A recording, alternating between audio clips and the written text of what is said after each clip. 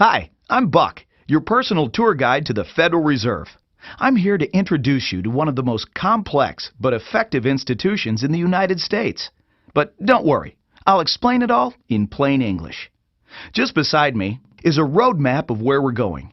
Together, we'll walk through the Federal Reserve System, literally.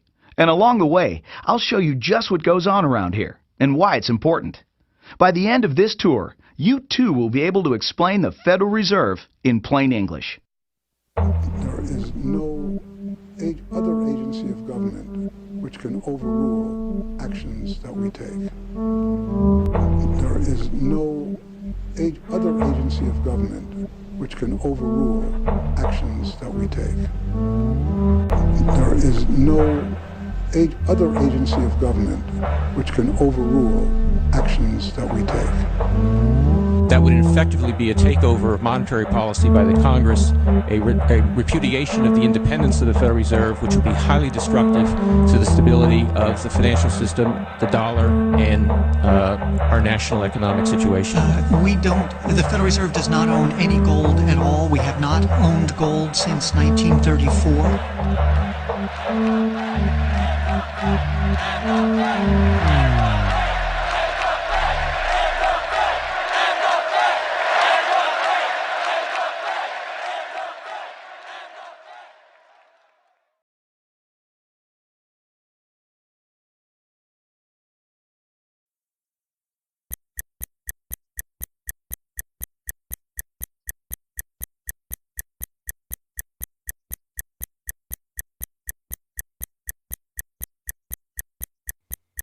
All our lives, we've been told that economics is boring.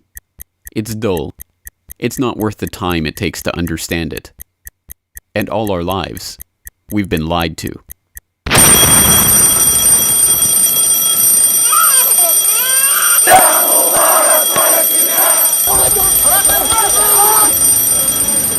War, poverty, revolution.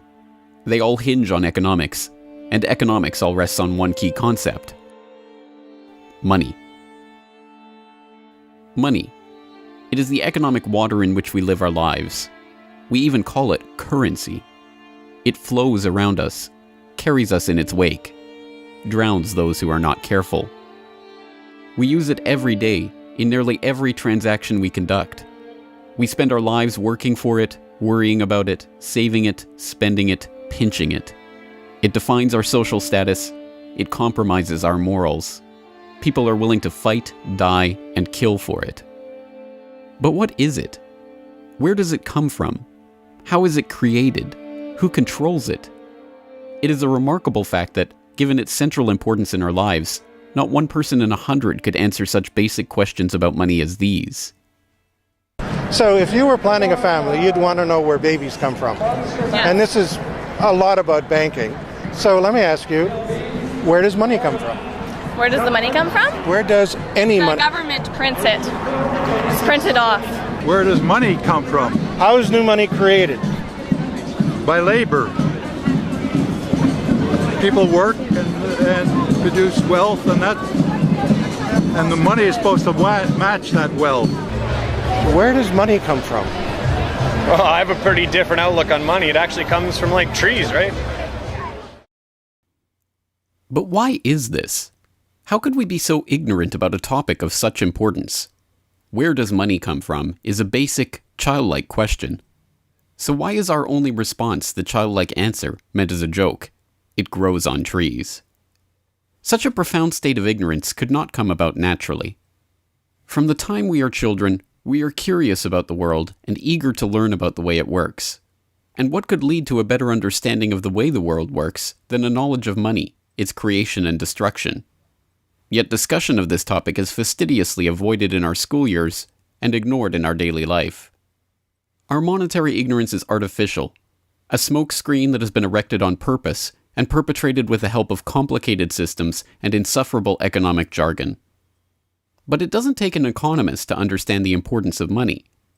Deep down, we all know that the wars, the poverty, the violence we see around us hinges on this question of money. It seems like a 1,000-piece jigsaw puzzle just waiting to be solved. And it is. The puzzle pieces, taken together, create an image of the Federal Reserve, America's central bank and the heart of the country's banking system. Despite its central importance to the economy, relatively few have heard of it, and fewer still know what it is, despite the bank's attempts at self-description. Our economy runs on a complex system of exchange of goods and services, in which money plays a key part. Coin, currencies, savings, and checking accounts, the overall supply of money is managed by the Federal Reserve. Money is the medium through which economic exchanges take place, and money as a standard of value helps us to set prices for goods and services. The job of managing money, monetary policy, is to preserve the purchasing power of the dollar while ensuring that a sufficient amount of money is available to promote economic growth. The Federal Reserve also promotes the safety and soundness of the institutions where we do our banking. It ensures that the mechanisms by which we make payments, whether by cash, check, or electronic means, operate smoothly and efficiently. And in its fiscal role, acts as the banker for the United States government. Now, these duties comprise the major responsibilities of our central bank. But in order to really understand the Federal Reserve, we must first understand its origins and context. We must deconstruct the puzzle. The first piece of that puzzle lies here, in the White House. This is where the Federal Reserve Act, then known as the Currency Bill, was signed into law after passing the House and Senate in late December 1913. The New York Times of Christmas Eve 1913 described the festive scene. The Christmas spirit pervaded the gathering. While the ceremony was a little less impressive than that of the signing of the Tariff Act on October 3rd last in the same room, the spectators were much more enthusiastic and seized every occasion to applaud. There in the White House that fateful December evening, President Wilson signed away the last veneer of control over the American money supply to a cartel, a well-organized gang of crooks so successful, so cunning, so well hidden that even now, a century later, few know of its existence, let alone the details of its operations. But those details have been openly admitted for decades. Of course, just as we have been taught to find economics boring, we have been taught that this story is boring. This is the way the Federal Reserve itself tells it. The United States was facing severe financial problems. At the turn of the century, most banks were issuing their own currency, called banknotes. The trouble was, currency that was good in one state was sometimes worthless in another. People began to lose confidence in their money, since it was only as sound as the bank that issued it. Fearful that their bank might go out of business, they rushed to exchange their banknotes for gold or silver. By attempting to do so, they created the Panic of 1907. During the panic, people streamed to the banks and demanded their deposits. The banks could not meet the demand. They simply did not have enough gold and silver coin available. Many banks went under. People lost millions of dollars. Businesses suffered, unemployment rose, and the stability of our economic system was again threatened. Well, this couldn't go on. If the country was going to grow and prosper, some means would have to be found to achieve financial and economic stability. To prevent financial panics like the one in 1907, President Woodrow Wilson signed the Federal Reserve Act into law in 1913. But this is history as told by the victors, a revisionist vision in which the creation of a central bank to control the nation's money supply is merely a boring historical footnote, about as important as the invention of the zipper or an early 20th century hula hoop craze.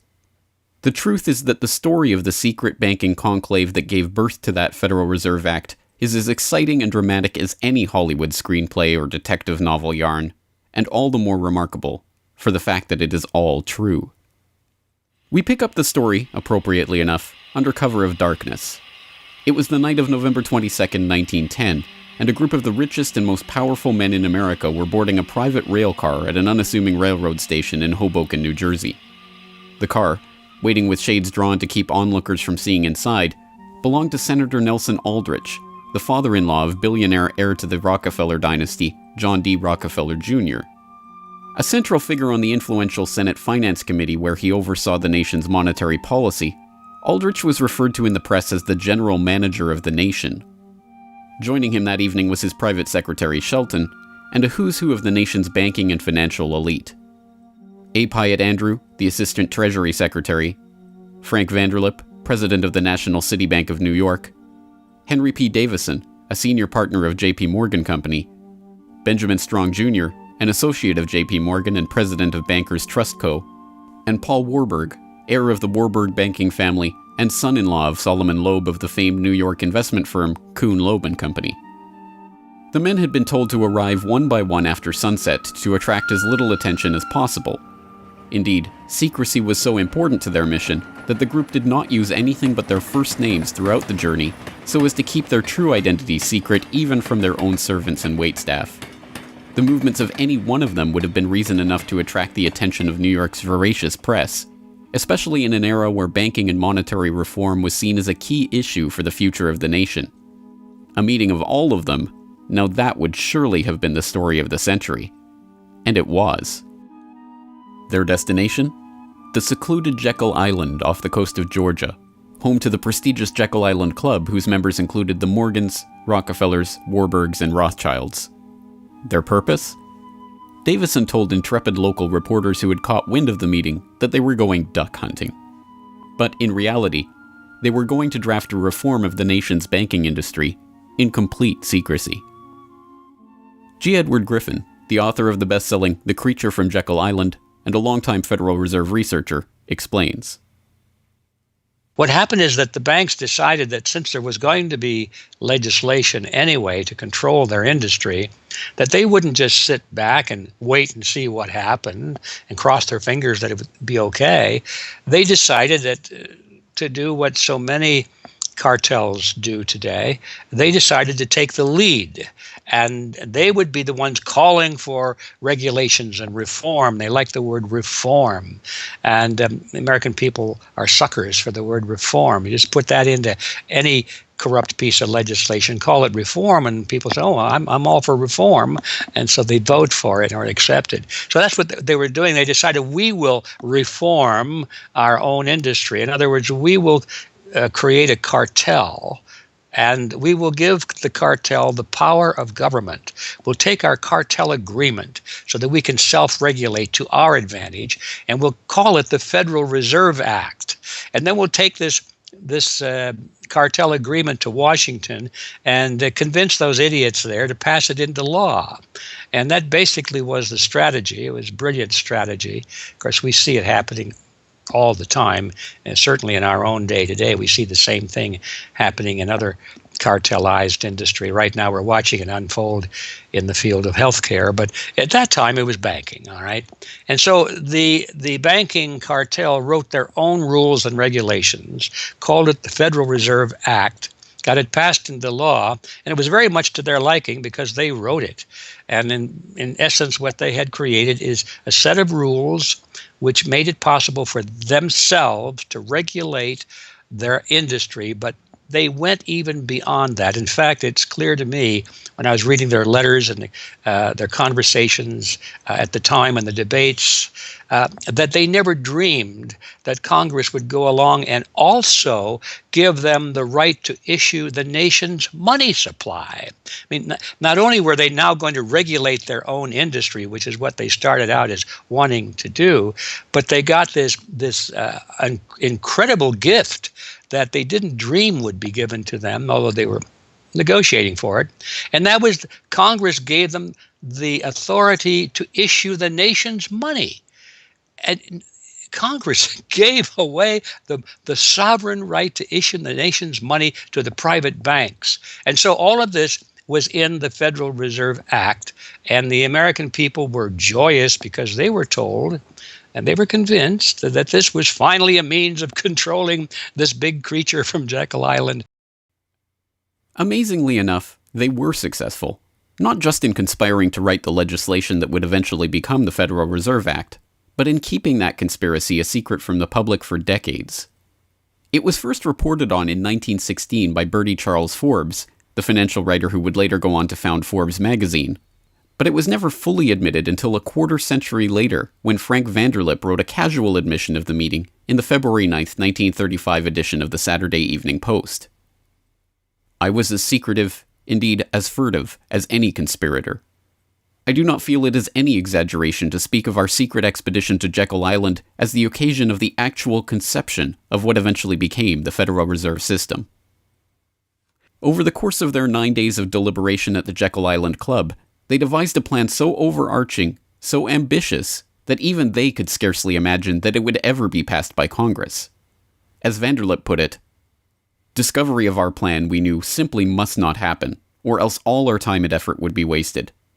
If it were to be exposed publicly that our particular group had got together and written a banking bill, that bill would have no chance whatever of passage by Congress. So what precisely did this conclave of conspirators devise at their Jekyll Island meeting?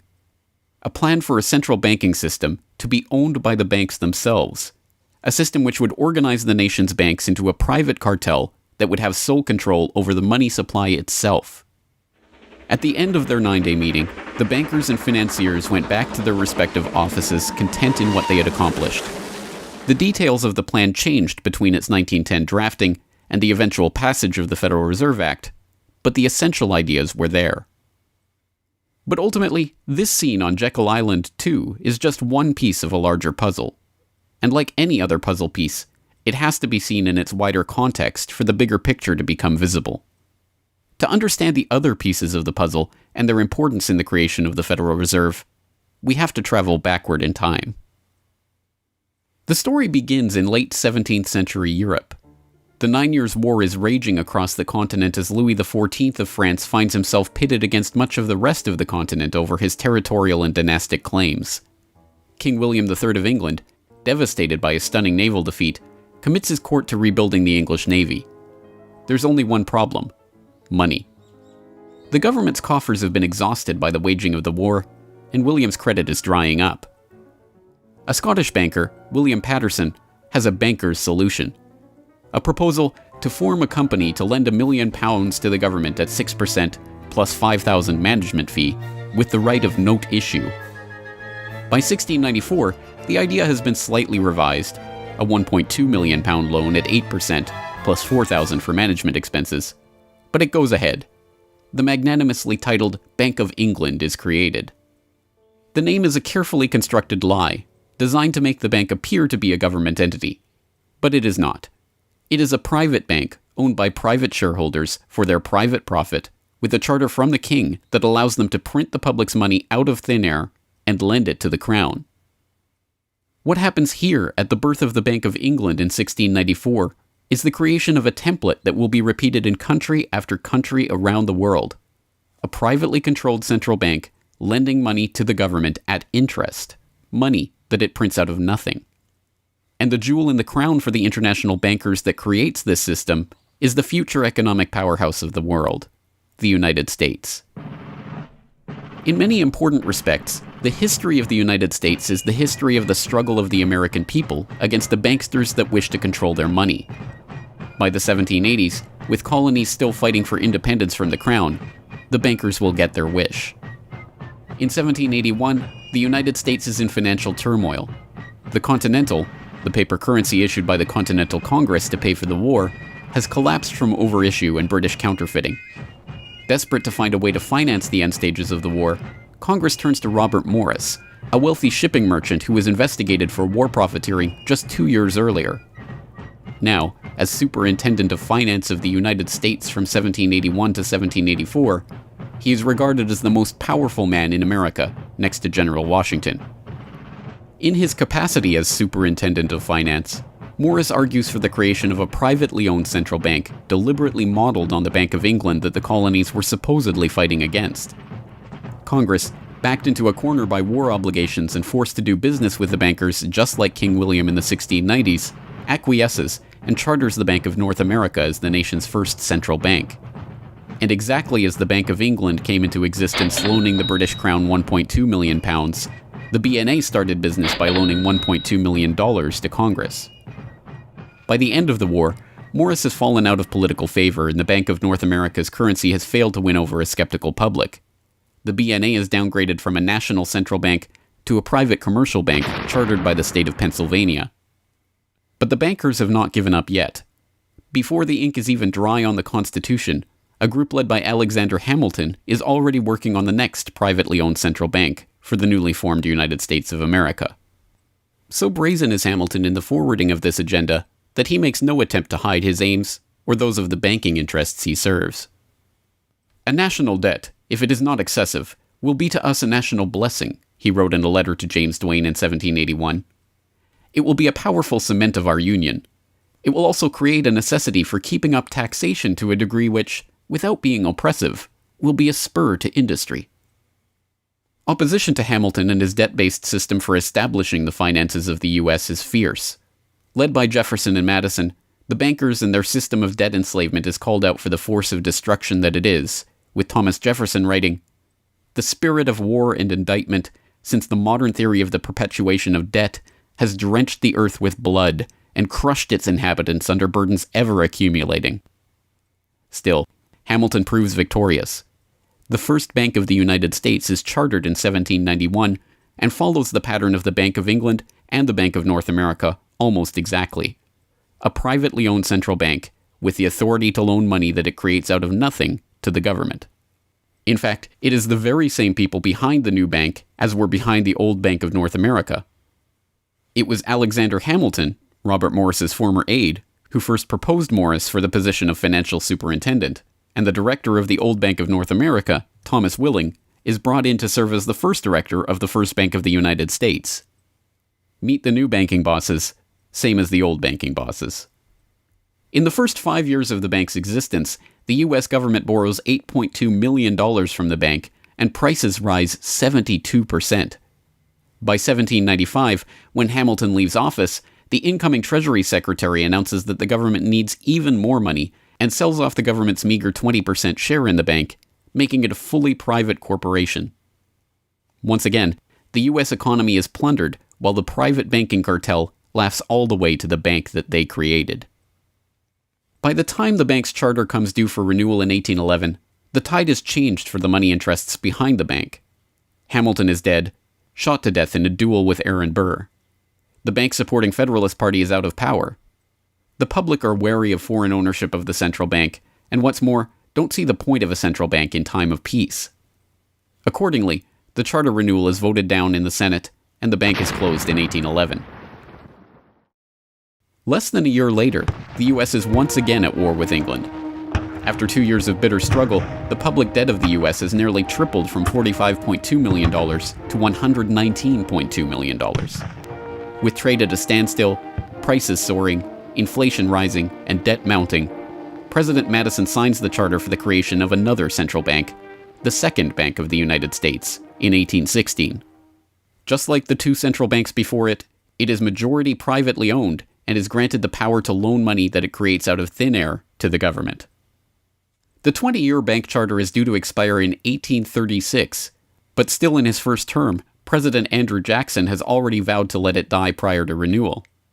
Believing that Jackson won't risk his chance for re-election in 1832 on the issue, the bankers forward a bill to renew the bank's charter in July of that year, 4 years ahead of schedule.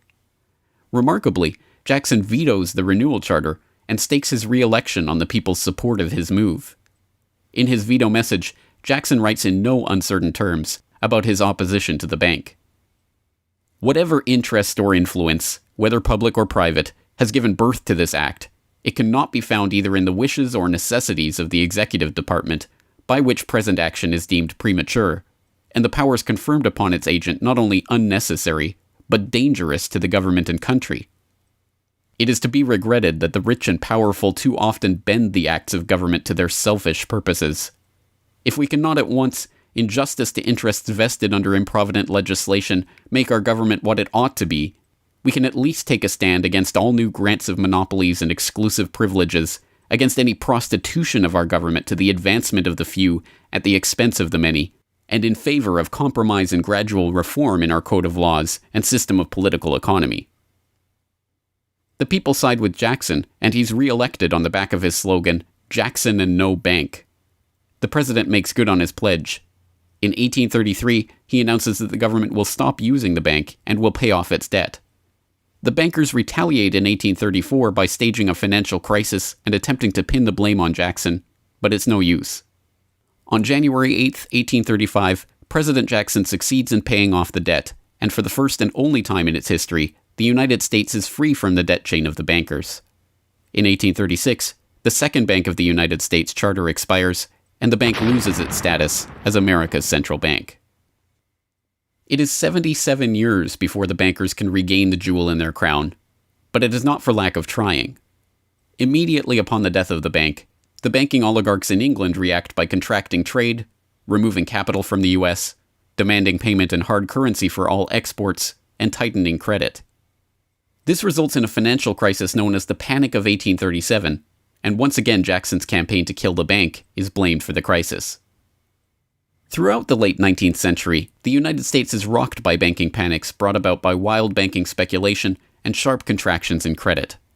By the dawn of the 20th century, the bulk of the money in the American economy has been centralized in the hands of a small clique of industrial magnates, each with a near monopoly on a sector of the economy. There are the Astors in real estate, the Carnegies and the Schwabs in steel, the Harrimans, Stanfords, and Vanderbilts in railroads, the Millens and the Rockefellers in oil.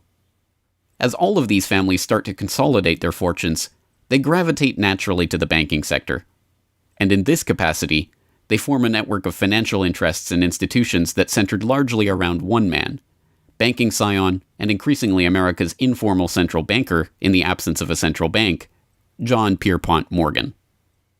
John Pierpont Morgan, or Pierpont as he prefers to be called, is born in Hartford, Connecticut in 1837 to Junius Spencer Morgan, a successful banker and financier. Morgan rides his father's coattails into the banking business, and by 1871 is partnered in his own firm, the firm that was eventually to become J.P. Morgan and Company. It is Morgan who finances Cornelius Vanderbilt's New York Central Railroad. It is Morgan that finances the launch of nearly every major corporation of the period, from AT&T to General Electric to General Motors to DuPont. It is Morgan who buys out Carnegie and creates the United States Steel Corporation, America's first billion-dollar company. It is Morgan who brokers a deal with President Grover Cleveland to save the nation's gold reserves by selling $62 million worth of gold to the Treasury in return for government bonds. And it is Morgan who, in 1907, sets in motion the crisis that leads to the creation of the Federal Reserve. That year, Morgan begins spreading rumors about the precarious finances of the Knickerbocker Trust Company, a Morgan competitor and one of the largest financial institutions in the United States at the time. The resulting crisis, dubbed the Panic of 1907, shakes the U.S. financial system to its core. Morgan puts himself forward as a hero, boldly offering to help underwrite some of the faltering banks and brokerage houses to keep them from going under.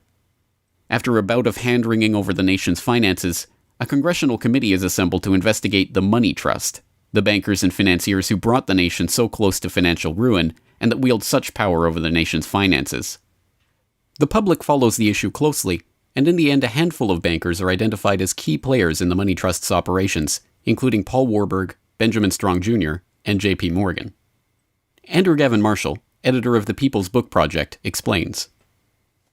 At the beginning of the 20th century, there was an investigation following the greatest of these financial panics, which was in 1907.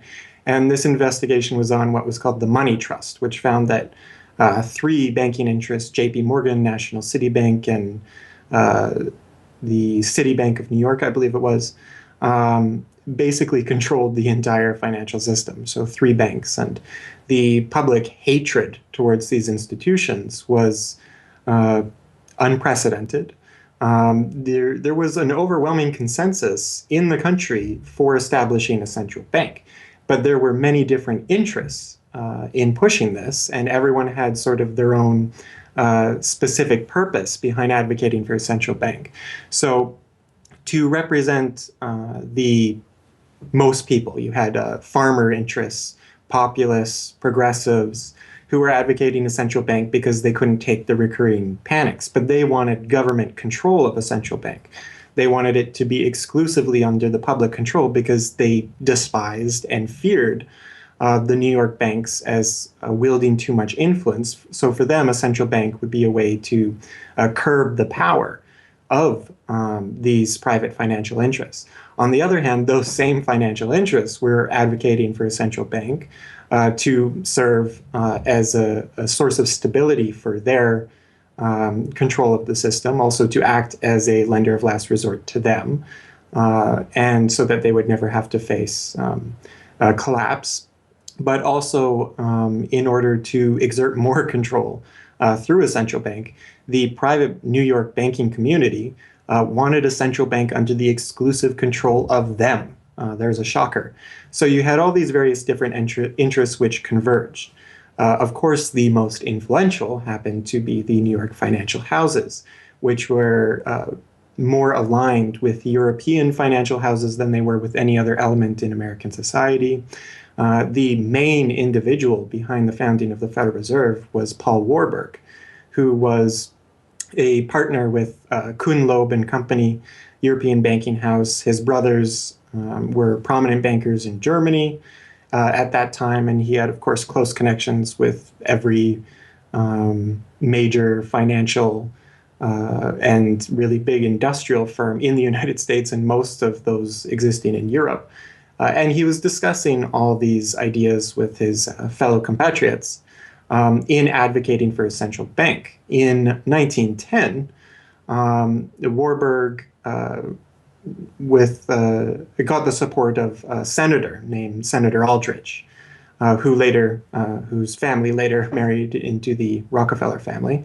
Again, I'm sure just a coincidence, but Aldrich invited Warburg and a number of other bankers to a private, secret meeting on Jekyll Island, just off the coast of Georgia, where they met in 1910 to discuss the construction of a central bank in the United States, but one which, of course, would be owned and serve the interests of the private bankers. Aldrich then, in 1911, presented this as the Aldrich Plan or the Aldrich Bill in the U.S. Congress, and it was actually voted out. The public, suspicious of Senator Aldrich's banking connections, ultimately reject the Jekyll Island Cabal's Aldrich Plan.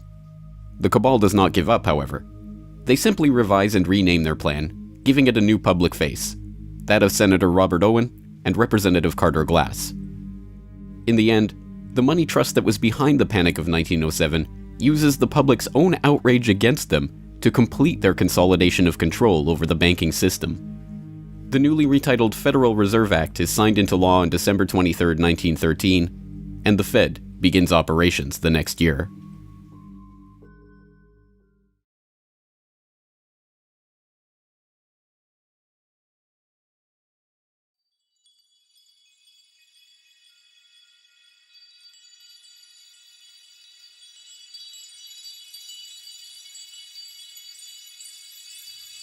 So how does the Federal Reserve System work? What does it do? Who owns and controls it? These are the basic questions that would get to the heart of the fundamental question, what is money? And that is why the answer to these questions have been shrouded in impenetrable economic jargon. Even the Federal Reserve's own educational propaganda, which has an unusual tendency towards cutesy animation and talking down to its audience, has a difficult time summarizing the Fed's mission and responsibilities. According to the Fed, to achieve these goals, the Fed, then and now, combines centralized national authority through the Board of Governors, remember that on the map, with a healthy dose of regional independence through the reserve banks. A third entity, the Federal Open Market Committee, brings together the expertise of the first two in setting the nation's monetary policy. Precisely what imaginary gaggle of schoolchildren is this economic gibberish aimed at? The simple truth, hidden behind the sleight of hand of economic jargon and magisterial titles, is that a banking cartel has monopolized the most important item in our entire economy: money itself. We are taught to think of money as the pieces of paper printed in government printing presses or coins minted by government mints. While this is partially true, in this day and age, the actual notes and coins circulating in the economy represent only a tiny fraction of the money in existence. Over 90% of the money supply is in fact created by private banks as loans that are payable back to the banks at interest. Although this simple fact is obscured by the wizards of Wall Street and gods of money who want to make the money creation process into some special art of alchemy carefully overseen by the government, the truth is not hidden from the public. In December 1977, the Federal Reserve Bank of New York published another of its dumbed-down cartoon-ridden information pamphlets for the general public, attempting to explain the functions of the Federal Reserve System. There in black and white, they carefully explain the money creation process. Commercial banks create checkbook money whenever they grant a loan, simply by adding new deposit dollars to accounts on their books in exchange for a borrower's IOU. Banks create money by monetizing the private debts of businesses and individuals. That is, they create amounts of money against the value of those IOUs. There it is, in plain English. The vast majority of money in the economy, the checkbook money in our accounts at the bank and that we use in our electronic transfers and digital payments, is created not by a government printing press, but by the bank itself. It is created out of thin air as debt, owed back to the bank that created it at interest. This means that bank loans are not money taken from other bank depositors, but new money simply conjured into existence and placed into your account. And the bank is able to create much more money than it has cash to back up those deposits. The Fed claims to be the entity overseeing and backing up the banking industry. It was established, according to its own propaganda, to stabilize the system and prevent bank runs like the Panic of 1907 from happening again. Throughout much of the 1800s, almost any organization that wanted could print its own money. As a result, many states, banks, and even one New York druggist did just that. In fact, at one time, there were over 30,000 different varieties of currency in circulation. Imagine the confusion. Not only were there multitudes of currencies, some were redeemable in gold and silver, others were backed by bonds issued by regional governments. It was not unusual for people to lose faith both in the value of their currency and in the entire financial system. With many people trying to withdraw their deposits at once, sometimes the banks didn't have enough money on hand to pay their depositors. Then, when the funds ran out, the banks suspended payment temporarily, and some even closed. People lost their entire savings, and sometimes regional economies suffered. Obviously, something had to be done, and in 1913, something was. In that year, President Woodrow Wilson signed into effect the Federal Reserve Act.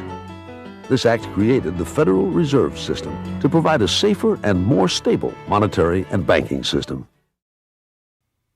If that was indeed its aim, it signally failed to do so in running up one of the greatest bubbles in American history to that point in the 1920s, just a decade after its creation.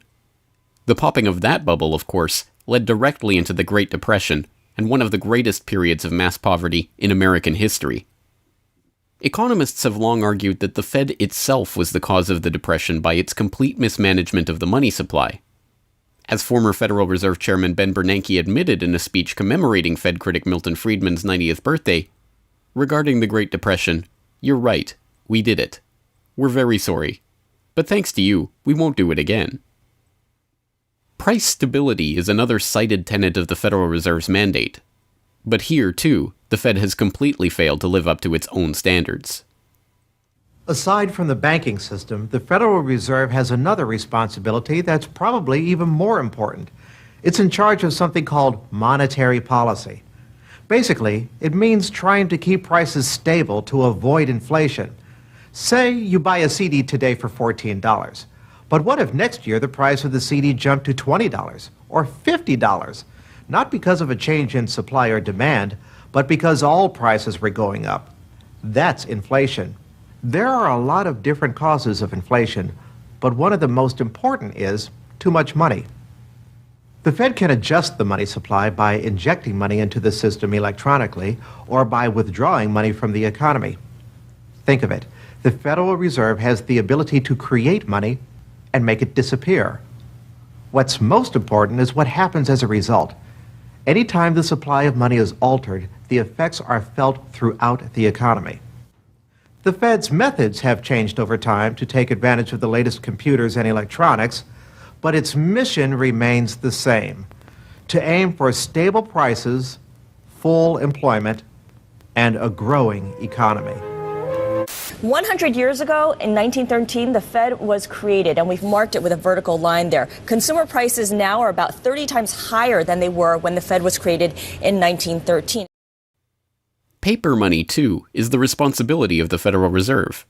Hence, the dollars in circulation are not Treasury notes, not bills of credit, but Federal Reserve notes, debt-based notes backed up, ultimately, by the government's own promise to pay. It's sovereign bonds backed up by the taxpayers themselves. At one time, the Federal Reserve banks were legally required to keep large stockpiles of gold in reserve to back up these notes. But that requirement was abandoned, and today the notes are backed up mostly by government securities. The Fed no longer keeps any actual gold on its books, but gold certificates issued by the Treasury and valued not at the spot price of $1,300 per troy ounce, but an arbitrarily fixed statutory price of $42 2/9 per ounce. But I do have one question. During the crisis, or any time that you're aware of, has the Federal Reserve or Treasury participated in any gold swaps arrangements? We don't. The Federal Reserve does not own any gold at all. We have not owned gold since 1934. So we have not engaged in any gold swaps. But it appears on your balance sheet that you hold gold. What appears on our balance sheet is gold certificates. When we turned before 1934, the Federal Reserve did own gold.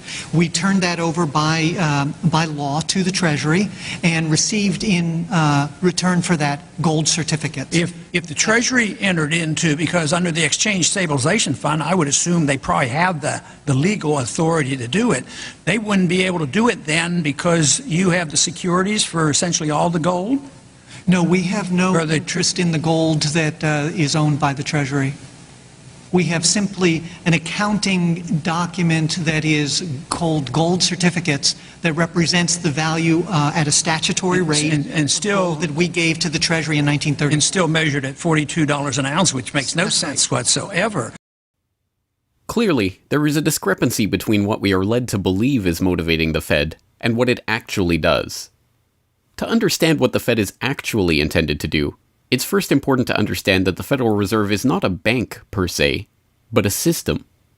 This system codifies, institutionalizes, oversees, and undergirds a form of banking called fractional reserve banking, in which banks are allowed to lend out more money than they actually have in their vaults.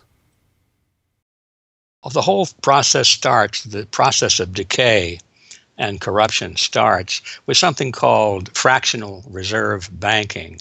That's the technical name for it.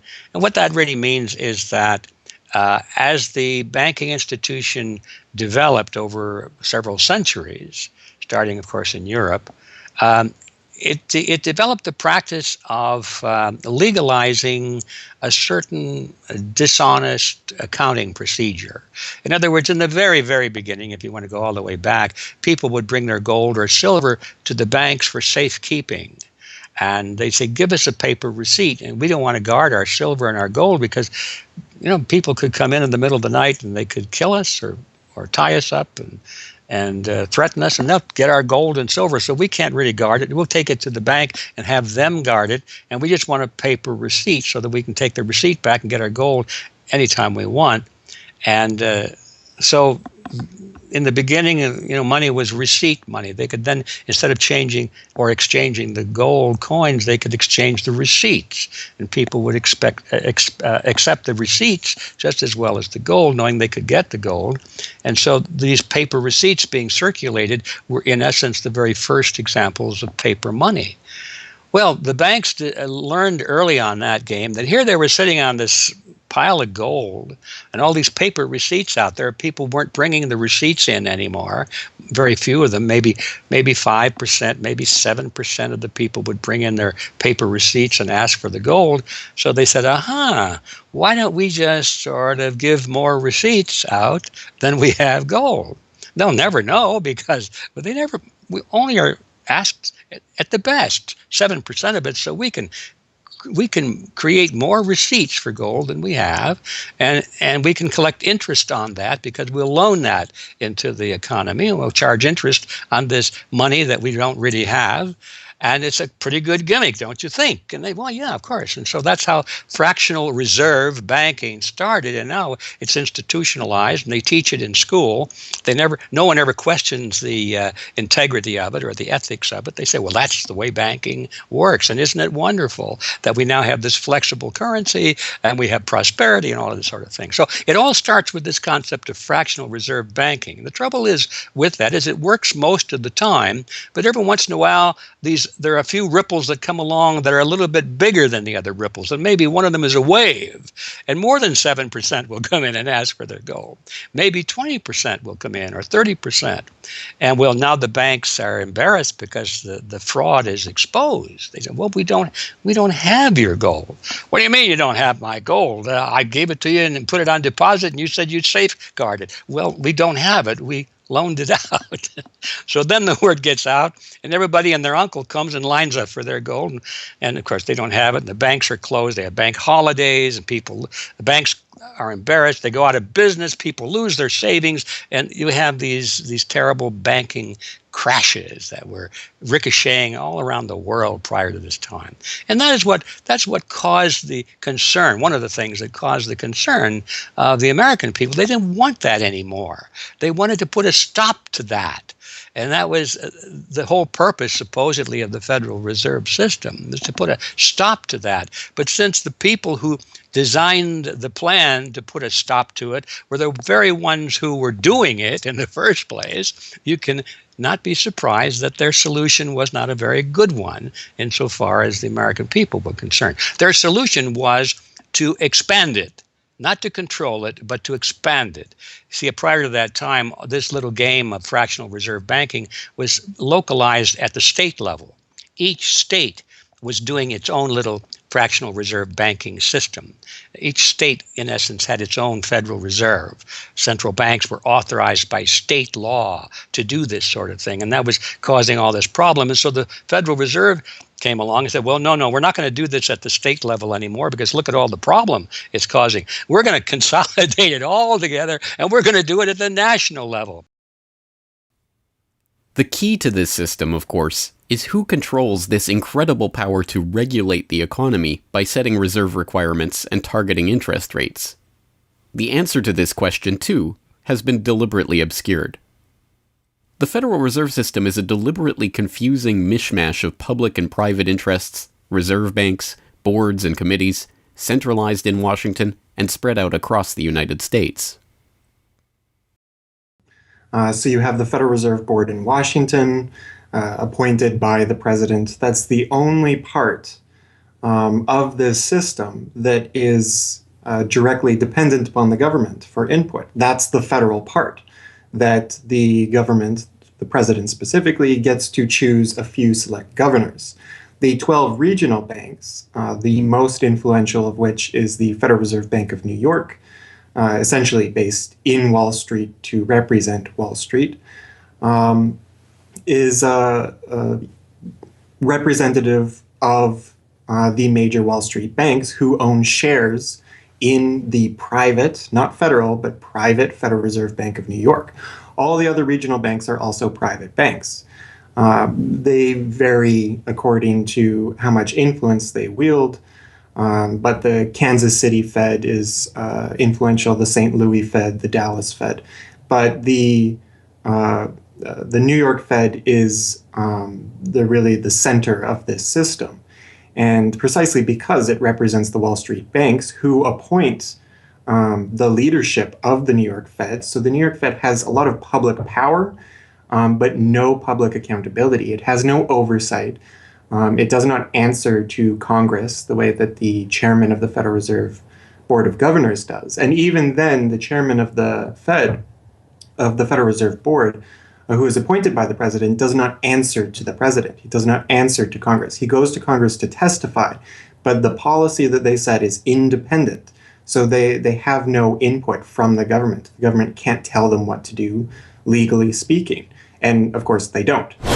Do you think it would cause problems for the Fed or for the economy if that legislation was to pass? My concern about the legislation is that if the GAO is auditing not only the operational aspects of our programs and the details of the programs, but is making judgments about our policy decisions that would effectively be a takeover of monetary policy by the Congress, a repudiation of the independence of the Federal Reserve, which would be highly destructive to the stability of the financial system, the dollar, and our national economic situation.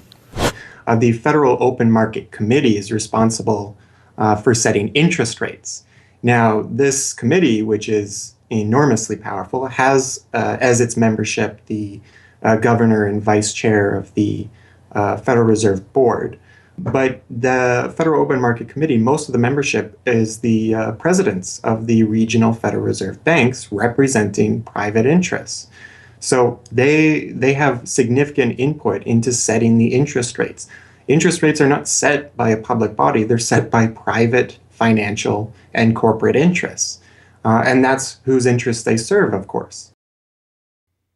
The reason that the Federal Reserve goes to such great lengths to make its organizational structure as confusing as possible is to cover up the massive conflicts of interest that are at the heart of the system. The fact is that the Federal Reserve System is comprised of a board of governors, 12 regional banks, and an open market committee. The privately owned member banks of each Federal Reserve Bank vote on the majority of the Reserve Bank's directors, and the directors vote on members to serve on the Federal Open Market Committee, which determines monetary policy. What's more, Wall Street is given a prime seat at the table, with tradition holding that the president of the powerful New York Federal Reserve Bank be given the vice chairmanship of the FOMC and be made a permanent committee member. In effect, the private banks are the key determinants in the composition of the FOMC, which regulates the entire economy. According to the Fed, its monetary policy decisions do not have to be approved by the president or anyone else in the executive or legislative branches of government. It does not receive funding appropriated by the Congress, and the terms of the members of the Board of Governors span multiple presidential and congressional terms. Or, in the words of Alan Greenspan, what is the proper relationship, what should be the proper relationship between a chairman of the Fed and a president of the United States? Well, first of all, the Federal Reserve is an independent agency, and that means basically that there is no other agency of government which can overrule actions that we take. The Fed goes on in its self-mythologization to state that it is not a private, profit-making institution. This characterization is dishonest at best, and an outright lie at worst. The regional banks are themselves private corporations, as noted in a 1928 Supreme Court ruling. Instrumentalities like the national banks or the Federal Reserve Banks, in which there are private interests, are not departments of the government. They are private corporations in which the government has an interest. This point is even admitted by the Federal Reserve's own senior counsel. Our regulations do specify overall terms for the lending, but the day-to-day operation of the banking activities are conducted by the Federal Reserve banks. They are banks, and indeed they do lend, and they they're their own agency then, essentially. They are not in that agencies. regard. Yes, they're not agencies, Your Honor. They're persons under FOIA. Each Federal Reserve Bank, the stock is owned by the member banks in the district, 100% privately held. They have private boards of directors. Majority of those boards are appointed by the independent banks, private banks in the district. They are not agencies. These private corporations issue shares that are held by the member banks that make up the system, making the banks the ultimate owners of the Federal Reserve Banks. Although the Fed's profits are returned to the Treasury each year, the member bank shares of the Fed do earn them a 6% dividend. According to the Fed, the fixed nature of these returns means that they are not being held for profit. Despite the dishonest nature of this description, however, it is important to understand that the bankers who own the Federal Reserve indeed do not make their money from the Fed directly. Instead, the benefits are much less obvious and much more insidious. The simplest way that this can be understood is that, as a century of history and a specific example of the last financial crisis shows, the Fed was used as a vehicle to bail out the very bankers who own the Fed banks in the most obvious example of fascistic collusion imaginable. A handful of financial institutions have enriched themselves as a result of institutional speculation on a large scale as well as manipulation of the market. And secondly, what they have done is that they have then gone to their governments and said, well, we are now in a very difficult situation and you need to give us money so that we can retain the stability of the financial system. And who actually lends the money or brokers the public debt? The same financial institutions which are the recipients of the bailout. Okay, and so what you have is a circular process. It's a diabolical process. You're lending money. You're not lending money. You're handing money to the large financial institutions, and then this is leading up to a mounting public debt in the trillions. Okay. And then you say to the financial institutions, we need to establish a new set of treasury bills and government bonds, etc., which of course are sold to the public, but they are always brokered through the financial institutions, which establish their viability and so on and so forth. And the financial institutions will probably buy part of this public debt. So that in effect what the government is doing is financing its own indebtedness through the bailouts. It hands money to the banks, but to hand the money to the banks, it becomes indebted to those same financial institutions, and then it says, well, we now have to emit large amounts of public debt. Please, can you help us? And then the banks will say, well, your books are not quite in order. And then the government will say, well, obviously they're not in order because we've just handed you $1.4 trillion of bailout money, and we're now in a very difficult situation, so we need to borrow money from the people who are, in fact, the recipients of the bailout. So this is really what we're dealing with. We're dealing with a circular process. The 2008 crisis and subsequent bailouts are merely the latest and most brazen examples of the fundamental conflicts of interest at the heart of America's privately owned central banking system. Beginning with the collapse of Lehman Brothers in September of that year, the Federal Reserve embarked on an unprecedented program of bailouts and special zero-interest lending facilities for the very banks that had caused the subprime meltdown in the first place. By the cartelization of the Federal Reserve structure, and thus not by accident, it was the very bank presidents who had overseen their banks' lending practices that ended up in the director positions of the Federal Reserve banks that voted on where to direct the trillions of dollars in bailout money. And unsurprisingly, they directed it toward their own banks. A stunning 2011 Government Accountability Office report examined $16 trillion of bailout facilities extended by the Fed in the wake of the crisis and exposed numerous examples of blatant conflicts of interest. Jeffrey Immelt, chief executive of General Electric, served as a director on the board of the Federal Reserve Bank of New York. At the same time, the Fed provided $16 billion in financing to General Electric. JP Morgan Chase chief executive Jamie Dimon, meanwhile, was also a member of the board of the New York Fed during the period that saw $391 billion in Fed emergency lending directed to his own bank. In all, Federal Reserve Board members were tied to $4 trillion in loans to their own banks.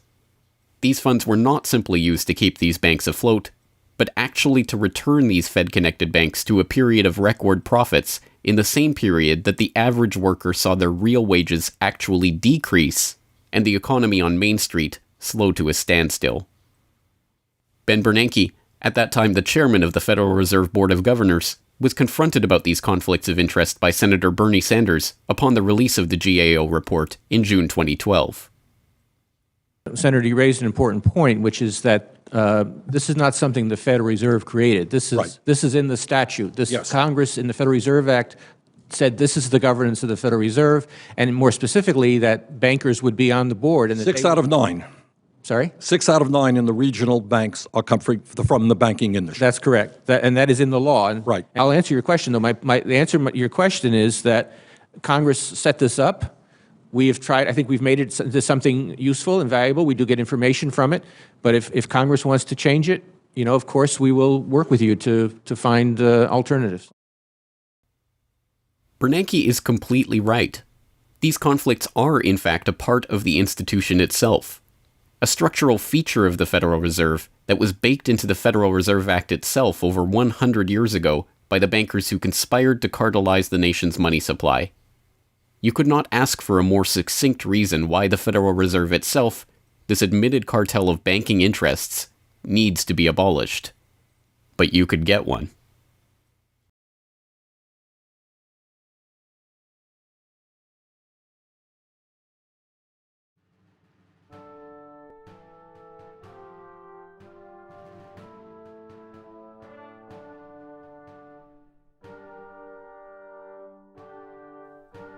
We now know that for centuries, the people of the United States have been at war with the international banking oligarchs. That war was lost, seemingly for good, in 1913, with the creation of the Federal Reserve. With the passage of the Federal Reserve Act, President Woodrow Wilson consigned the American population to a century in which the money supply itself has depended on the whims of the banking cabal. A century of booms and busts, bubbles and depressions, has led to a wholesale redistribution of wealth toward those at the very top of the system. At the bottom, the masses toil in relative poverty, single-income households becoming double-income households out of necessity, their quality of life being slowly eroded as the Federal Reserve notes that pass for dollars are themselves devalued. Worse yet, the fraud itself perpetuates Alexander Hamilton's persistent myth that a national debt is necessary at all. The US is now locked into a system whereby the government issues bonds to generate the funds for their operations, bonds that are backed up by the taxation of the public's own labor. The perpetrators of this fraud, meanwhile, remain in the shadows, largely ignored by a general public that could instantly recognize the latest Hollywood heartthrob or pop idol, but have no clue what the head of Goldman Sachs or the New York Fed does, let alone who they are. This cabal bear allegiance to no nationality, no philosophy or creed, no code of ethics. They are not even motivated by greed, but power. The power that the control of the money supply inevitably brings with it. After a person has all the money in the world that you could possibly use to buy anything you want, what's left to capture your imagination? And the answer, of course, is power. Power over people. Now, money is power over people, but there's another power over people as well, and that is the political power, the social power. And I think this has now become the dominant driving force of these people. They've already got the money. They've got it locked down. Now they're striving for this new world order, as their name for it. They want all of the world into one political unit, which they dominate, not only with money, but with military and psychological means and education and media and propaganda. They want total control over every human on the planet. And by golly, they're moving pretty rapidly in that direction. It did not take long for this lust for power to rear its head. In 1921, just 7 years after the Fed began operations, the same J.P. Morgan-connected banking elite that founded the Federal Reserve incorporated an organization called the Council on Foreign Relations with the goal of taking over the foreign policy apparatus of the United States, including the State Department. In this quest, it was remarkably successful.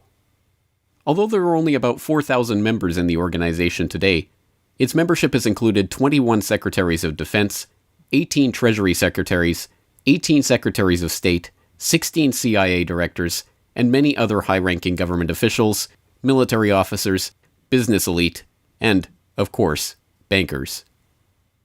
The first director of the CFR was John W. Davis, J.P. Morgan's personal lawyer and a millionaire in his own right.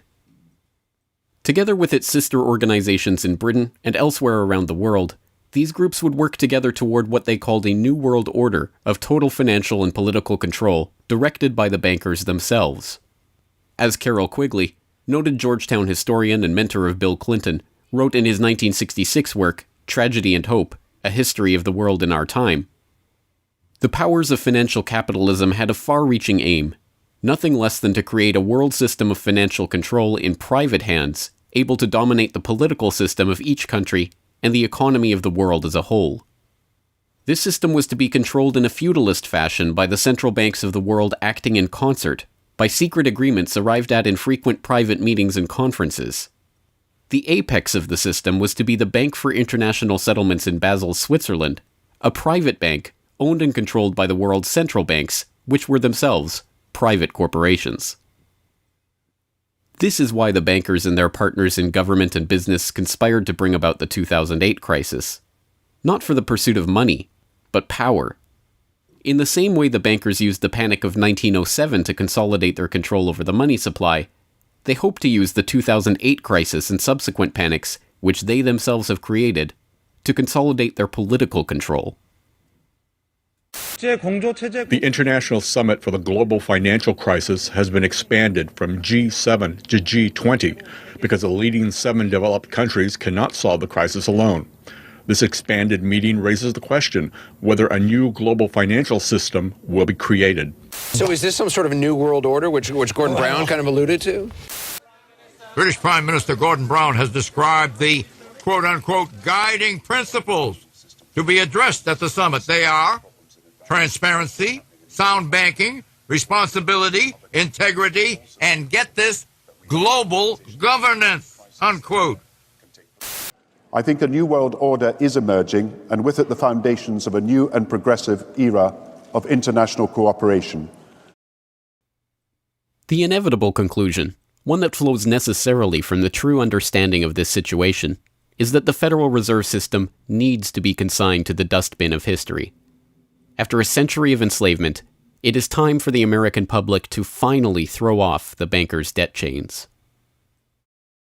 If there was ever a point in human history to start questioning alternatives, this would be it. And to think that where we are and simply say, oh, well, this is the best of our options. How many of the best options lead to self-destruction? Doesn't sound like a best option. I think that with a world of 7 billion people, we can probably come up with something better than a system in which a few thousand people benefit so much at the expense of everything else on this world, and at the expense of the potential for the future of mankind. They're leveraging our future. And so long as we accept this way of thinking, so long as we accept these institutions as having dominance, that's the direction we'll be going. So I think reform is a good way to try and stall and to push back directly against the expanding and evolving power structures. But radical change is what's really needed, and that has to be built from the bottom up. But I think that these two processes can and should go together in parallel. If you've made it this far, congratulations. You are now better informed on the economic history of the United States and the truth about the Federal Reserve than 99% of the population. If you do nothing else, then just working to get those around you educated on this information alone will have a profound effect. Once they learn of the scam, many are motivated to do something about it, and they, in turn, inform others. This is the viral nature of suppressed truth, and it is the reason that more people are aware of and energized by the issue of the Federal Reserve and the nature of money than ever before. Perhaps even more amazingly, this movement is spreading to other parts of the globe. Recognizing the interlocking nature of the modern global economy and the international nature of the banking oligarchy, movements to abolish the Federal Reserve have sprung up in Europe, where protests against the cartelized central banking system are taking place in over 100 cities, attracting 20,000 people on a weekly basis. I started this movement because I realized that the Federal Reserve Act, in my opinion, is one of the most worst laws in the whole world. So a private banking company is lending America the money, and in my opinion, America is not any more democratic. The Federal Reserve tells the government what to do, and that's a problem. It's a very big problem, especially in the US. Why is it a global issue, and why are people doing it here in Germany? Because when you realize that this finance system, it's a global system, you have to go to the really beginning of the system. And in my opinion, It's also the World Bank and the International Fund of Currencies and stuff like this. But at the beginning of all this is a law from 1913. Woodrow Wilson signed it. And this is the beginning of all this hardcore capitalism we are suffering right now from. And the only way to stop this is maybe to break this law. But what if the burgeoning movement to end the Fed is successful? What system do people propose as the answer? There have been several proposals along different lines by various researchers. Some argue for a return to America's colonial roots of debt-free money issued by state-run banks, pointing to the Bank of North Dakota as one already functioning, successful model of this approach. We've had two banking systems ever since the 1860s, with the state bank system and the federal bank system. And the federal bank system are the big Wall Street banks, particularly. They dominate the federal system. So they're taking over right now. I mean, in California, we don't even have any local banks where I am. They're now, we had two, and I had accounts in both of them, and they're now, one of them is Chase Bank, and the other is U.S. Bank. So they're both big Wall Street banks now. They've been taken over. So if you can keep, it's the local banks that have an interest in serving the local business. The big banks have no interest in making loans to local business. It's too risky. Why should they bother? They've got this virtually free money they can get from the Fed and from each other, and it's much more lucrative to them either to speculate in commodities or other things abroad, or what works very well for them is to buy long-term government bonds at 3%, because these have no capital requirement. The capital requirement for government bonds are zero.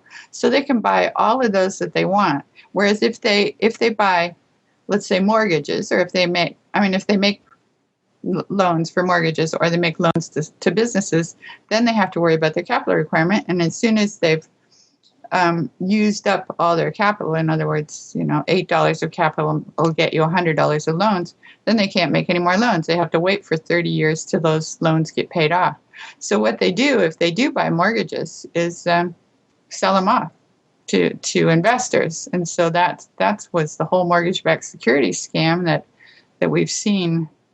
They had no motivation to make sure that these borrowers were actually sound borrowers. They just wanted to make a sale, so they sold the stuff to the unwary investors who might be somebody in Iceland or Sweden or pension funds. Yeah, so that didn't work out so well. So a state bank with the partnering with the local banks can provide the capital, can help them with capital. In North Dakota, the state bank guarantees the loans of the local banks, allowing them to make much bigger loans than they could otherwise. And the state bank provides liquidity to the small banks. That's why the small banks, the local banks, aren't making loans to small business right now, because they don't know that they can get money from the other banks as needed. The way banking works is they make the loan first. If you have credit lines to many different businesses, and if they all hit up their credit lines at once, you're going to run out of money. So you don't dare do that unless you know that you can get short-term loans from the other banks. And what's happening right now, even though there's $1.6 trillion in excess reserves sitting on the books of the big banks, they're not available to the little banks. And the reason is because the Fed is paying 0.25% interest on those reserves. So the banks have no incentive to lend them to the little banks. Why let go of them when you can make just as much keeping them, and then you still have your reserves, and you can use them as collateral to buy bonds or something that'll make you more money. So the whole system is messed up. And in North Dakota, the Bank of North Dakota provides the liquidity for these local banks. Others advocate a decentralized system of alternative and competing currencies that greatly reduce or even eliminate altogether the need for a central bank. Well, 22 years ago in Ithaca, New York, I noticed that a lot of people, friends particularly, had skills and time that were not being employed or respected by the prevailing economy. And while we had much desire to create things and trade them with each other, and many services we could provide to each other, we didn't have the money. So since I have a background in graphic design, journalism, and arrogance, I went to my computer and designed paper money for Ithaca, New York. Designed pretty colorful money, with pictures of children, waterfalls, and trolley cars, and denominated in hours of labor. 1 hour note, half hour, quarter, eighth hour note, 2 hour note, and then began to issue to each of the pioneer traders who had agreed to be listed in the directory a specific starter amount. And the game began. An hour has been worth an hour of basic labor, or 10 US dollars, which at that time, 20 years ago, was double the minimum wage.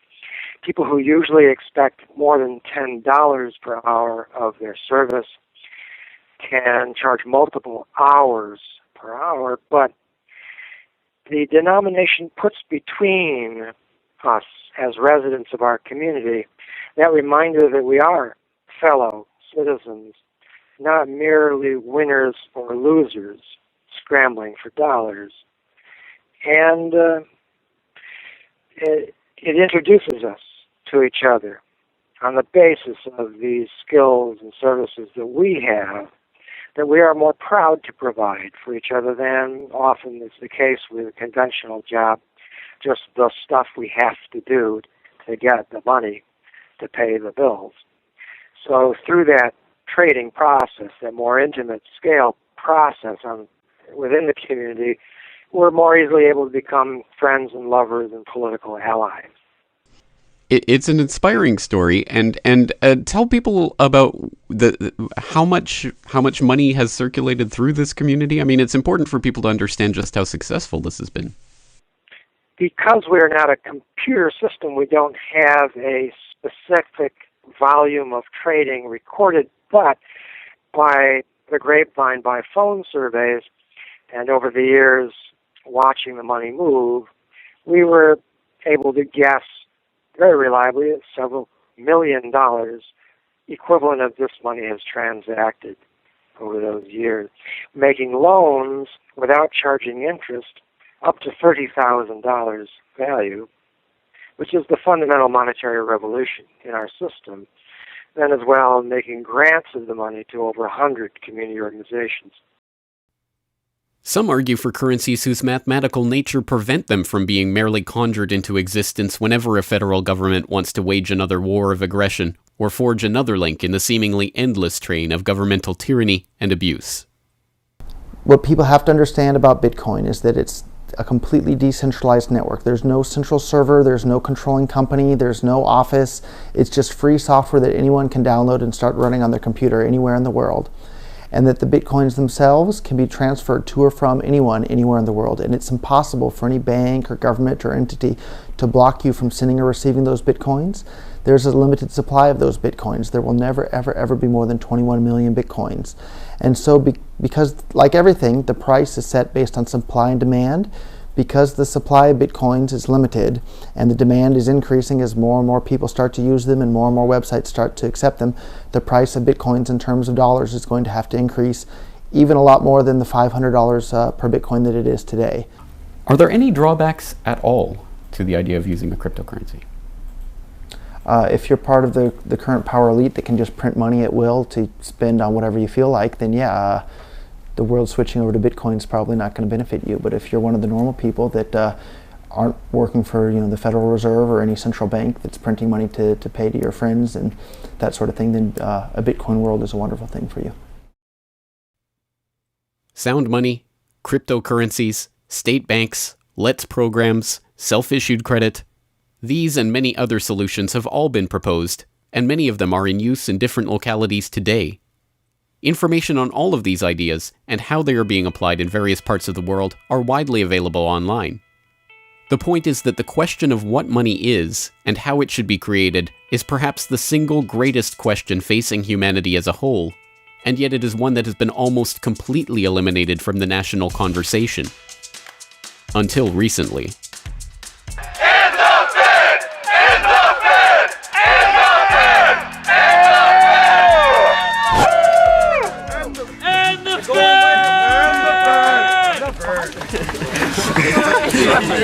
Not even real paper. What the hell? We need some hands here. We need more hands up, Fed! Hands up, Fed! Hands up, Fed!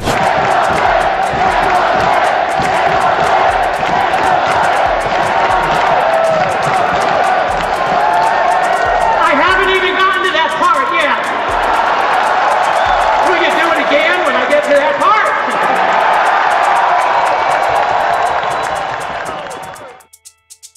And so the rest of the story is now in our hands.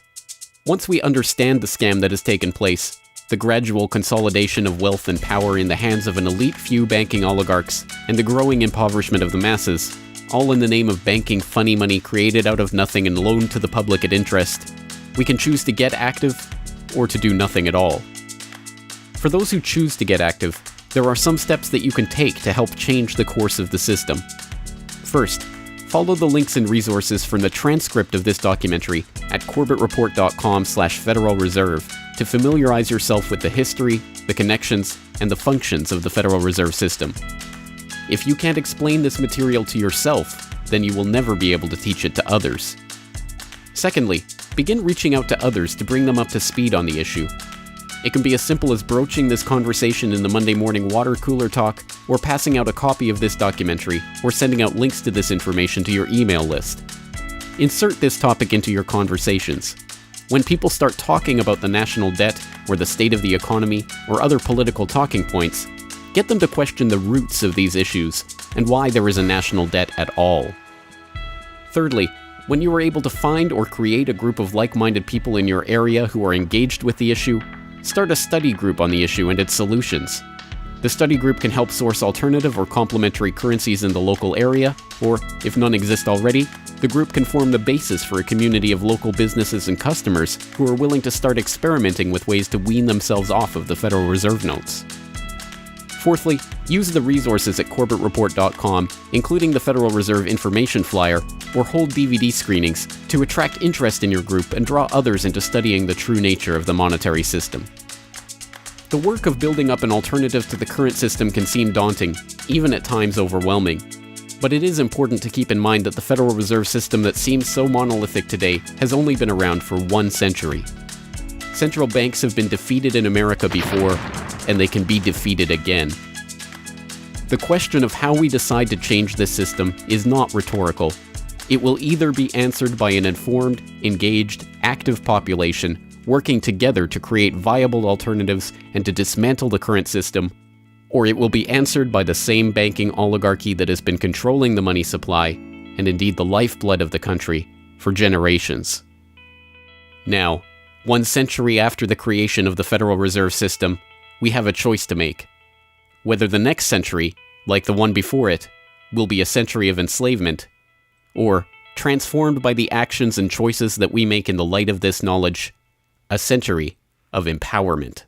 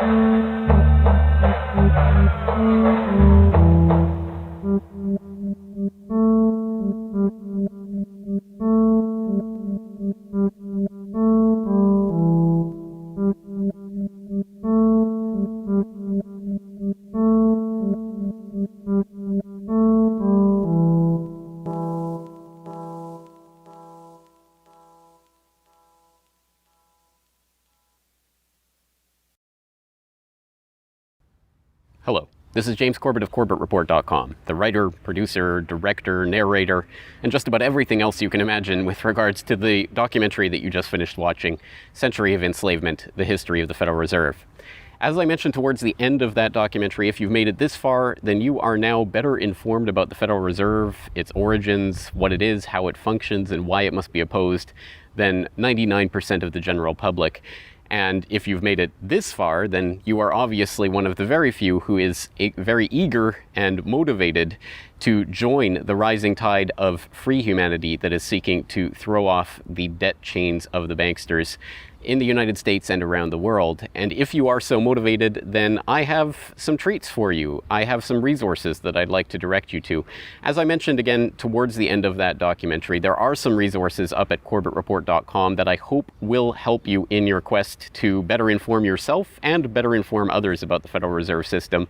Because once again, if you can't explain this to yourself, then how could you ever hope to explain it to anyone else? So I think the first quest that we must all engage in is to improve our own understanding of the Federal Reserve System and how it functions, and then to spread that information to others. And on that note, once again, if you go to corbettreport.com, you'll be able to find, first and foremost, this documentary itself is, of course, 100% freely available online, which you would know because you're watching this right now. So, of course, there will be links to the YouTube version of this documentary or the downloadable MP4 version on my website. There's also audio MP3 files available for download. All of those, again, freely open to the public, and I do encourage you to send them out to others if you do find it to be a valuable resource yourself.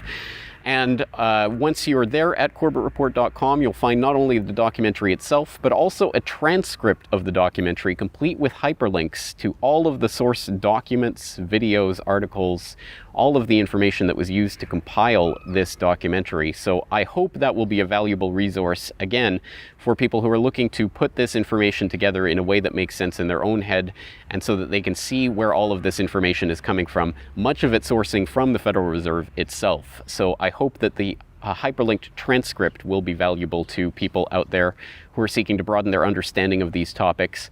And you will also find there a news information pamphlet that I have put together with the help of Mike Krentz of MikeKrentz.com, a graphic designer who's helped me out a lot behind the scenes on the website. As you can tell from the graphics on this documentary, I'm not a graphic designer myself by trade or by training. So I certainly do appreciate Mike's help in putting this information pamphlet together. And this is just a few points that have been addressed in this video, informational points about the Federal Reserve, what it is, and some interesting little teasers to get people interested in this information. You can download and print this off from corbettreport.com and use it however you like, handing it out to people on the street, using it as a discussion point if you hold a DVD screening, if you want to just post it up in public areas, only where allowed by law, of course. Once again, this is freely available for download and for you to print out and to use to help spread information about the Federal Reserve System. And it's available both in color and black and white, and should print nicely onto standard 8.5 by 11 letter size paper. So that will all be up there at the website, along with, of course, an actual DVD version of this documentary. Once again, if you do find this information useful, then I hope you will try to spread it to others. There are a lot of people who prefer the online link, but there will be some people who you cannot reach online. For those people, and for yourself, if you so desire, here is a physical hard copy that you can order from corbettreport.com for 2,000 Japanese yen. That's about 20 Federal Reserve notes.